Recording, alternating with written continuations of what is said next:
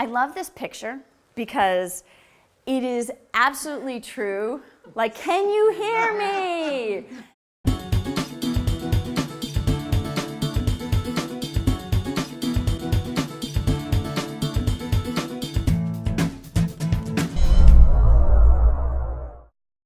So how many times, and we won't have to raise hands, have you said about a boss or about your children or about your spouse, it's like they're not even hearing me. They're not listening to a single thing I've said. Everybody's raising their hand, right? Because it happens, and we speak and communicate based on who we are and not based on the people in our lives. And this is most powerfully directed to children because they're there all of the time, especially for the parent who's home with them. And so I often tell parents, we parent based on who we are instead of who our child is. And yet, if you have a dog and a cat as pets, do you feed them the same food? No, you wouldn't think about it. They have different nutritional requirements. Our children have different emotional requirements. They cannot be fed the same food. And so there are children who will go, oh, well, that's not fair.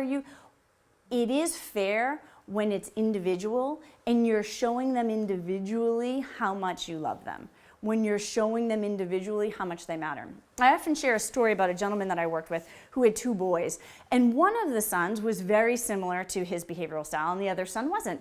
And so the son that wasn't said, I don't think you love me as much as you love my brother. And he was like, what? Are you crazy? Here's what I do for you. I do this, I do this, I do this. And he went into defending. Very natural, very human, right? Well, I said, wait a second. What if instead you said, you know what? It is never my intention to have you feel that I love your brother more than you. What can I do to show you that I love you?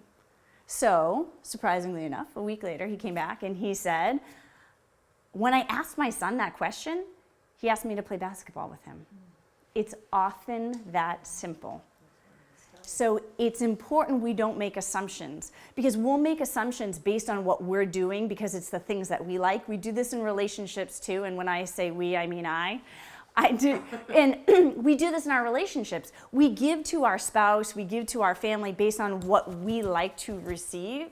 And yet, unless we're asking them what they like, oh, and I don't care how many years you've been together, if you assume you know, you're wrong.